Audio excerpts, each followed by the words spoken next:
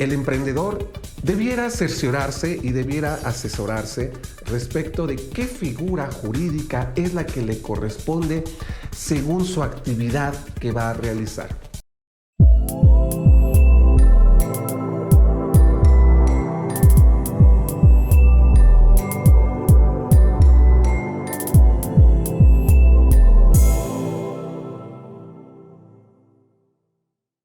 Hola, buenas tardes. Vamos a tocar un tema corporativo, un tema de derecho corporativo. Y hoy quisiera compartir con ustedes un tema que tiene que ver con una gran área que se llama el derecho societario mexicano. El derecho societario mexicano es una figura que abarca tres tipos de diferentes sociedades, primero haciendo una gran división entre lo que son las sociedades mercantiles y después lo que son las sociedades civiles. De las sociedades mercantiles queda claro que su actividad es eminentemente lucrativa. En cambio, en las sociedades civiles tenemos dos figuras en las que la sociedad civil, tiene una actividad económica, más no una actividad lucrativa. Y tenemos también dentro de esas sociedades civiles las asociaciones civiles. Estas evidentemente no son lucrativas, pero tampoco tienen una actividad económica. Son las figuras que se utilizan para hacer fundaciones, para hacer grupos altruistas, en fin, actividades que no generan un lucro y que se sostienen principalmente de donaciones. El emprendedor, el empresario, el que va iniciando, debiera cerciorarse y debiera asesorarse respecto de qué figura jurídica es la que le corresponde según su actividad que va a realizar. Esto es una confusión que luego se tiene y que la resuelven generalmente los notarios, porque el pequeño, el micro y el mediano empresario generalmente acuden con el notario a la hora para constituir una sociedad, y el notario es el que hace un tipo de asesoría. Sin embargo, lo correcto sería asesorarse con alguien especializado, con un abogado especializado en estas áreas, para que pueda dar una mejor forma de cuál es el tipo de sociedad que le corresponde para el mejor funcionamiento a la nueva empresa que se va a realizar. Cada una tiene diferentes estructuras y diferentes complejidades. Por lo pronto, las sociedades mercantiles son aquellas en las que sí se va a generar una actividad lucrativa, y de ellas también hay una amplia gama de sociedades. Al respecto, hay una ley de sociedades mercantiles muy vieja, una ley muy vieja, que contempla varias figuras societarias del derecho mexicano. Sin embargo, debemos de ser ciertos, ya en realidad las que se utilizan de manera efectiva y real son la sociedad anónima y la sociedad de responsabilidad limitada. Aunque en esa ley existe un catálogo de varias leyes, de varias sociedades, en la práctica lo que funciona son las sociedades anónimas y sociedades de responsabilidad limitada. Sin embargo, en este gran tema, y claro, también debemos hacer hincapié que hay sociedades cooperativas que tienen una ley particular, y tenemos ahora una gama muy grande de sociedades financieras o de tipo financiero que son reguladas por otras leyes de corte estrictamente financiero o bursátil, en las que se contemplan diferentes tipos de catálogos de muchos tipos de sociedades financieras o bursátiles.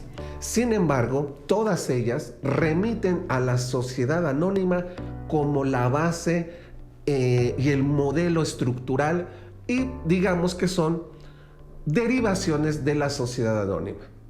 Ahora bien, Cabe aclarar que desde una perspectiva muy técnica, lo más conveniente para un micro, pequeño y mediano empresario, desde esta opinión del ponente en este caso, será la de una sociedad de responsabilidad limitada. Una sociedad que es más simple en su estructura corporativa. Una sociedad en la que se les denomina en términos doctrinarios o de términos académicos, se le denominan sociedades de personas. Es una sociedad que tiene un límite a 50 socios nada más. No emite acciones. Eso facilita mucho también el aspecto corporativo y no exige tantos libros que debe de tener una sociedad anónima. Libros de actas, libros de capitales, en fin, una serie de complejidades corporativas que exige la ley para una sociedad anónima. Una ventaja de estas sociedades de personas, que es la sociedad de responsabilidad limitada, es el hecho de que nadie puede entrar a la sociedad si no es con el permiso de la mayoría de los socios. Y nadie se puede salir de la sociedad si no es con el visto bueno de los socios. De tal forma que esos son los elementos con el cual yo puedo afirmar con toda claridad que una sociedad de responsabilidad limitada es la adecuada para un micro, pequeño y mediano empresario.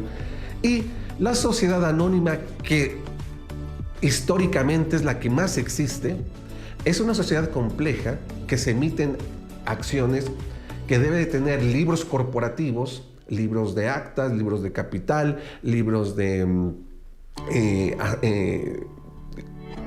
contables, de aumentos de capital, una serie de estructuras que nos permiten se hace más compleja desde el punto de vista legal su funcionamiento.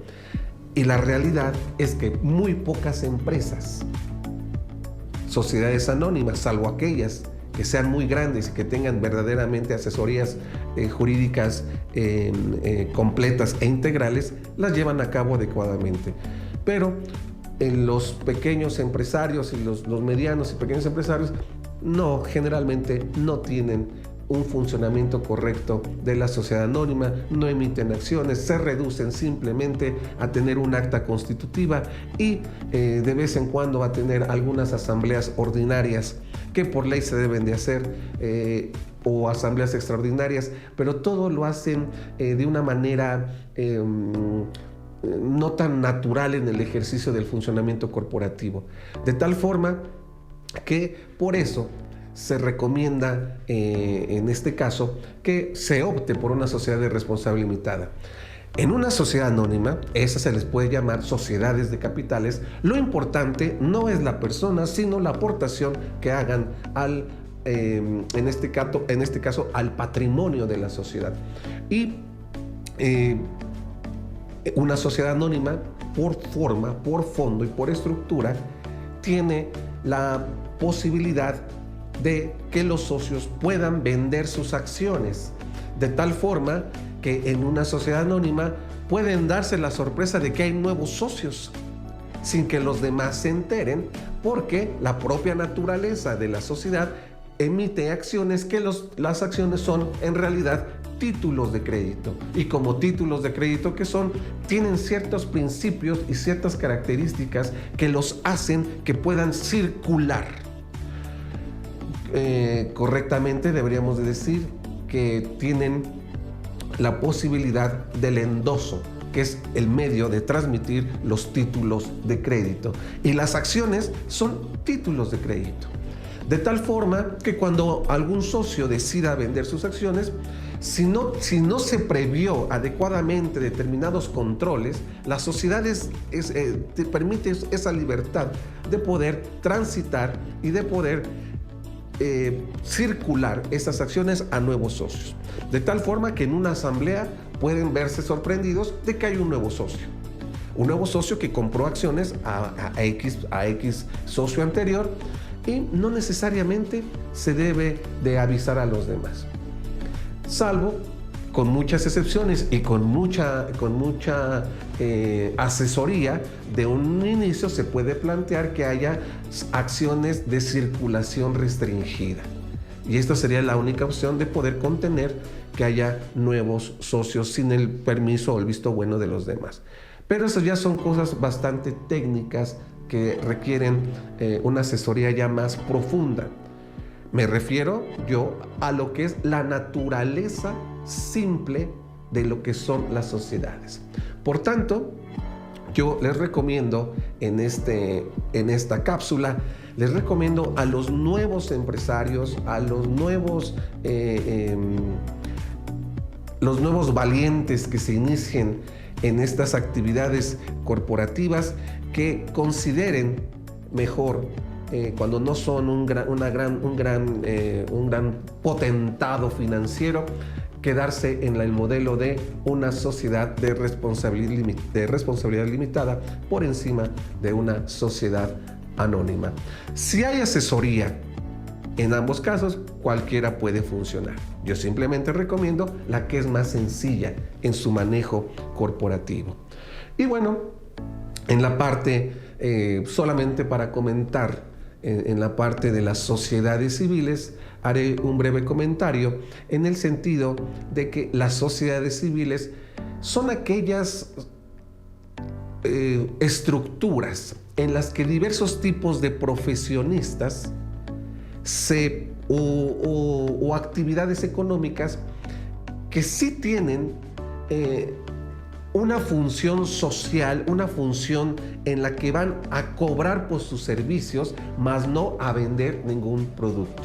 Puede haber una sociedad civil de agentes de seguros, de abogados, de contadores, de doctores, de arquitectos, de diseñadores, y deben de constituirse y se pueden constituir como una sociedad civil. No van a vender nada, van a ofrecer un servicio, y en este caso lo que hacen es cobrar honorarios, pero no vender nada. Eso es diferente a una sociedad mercantil.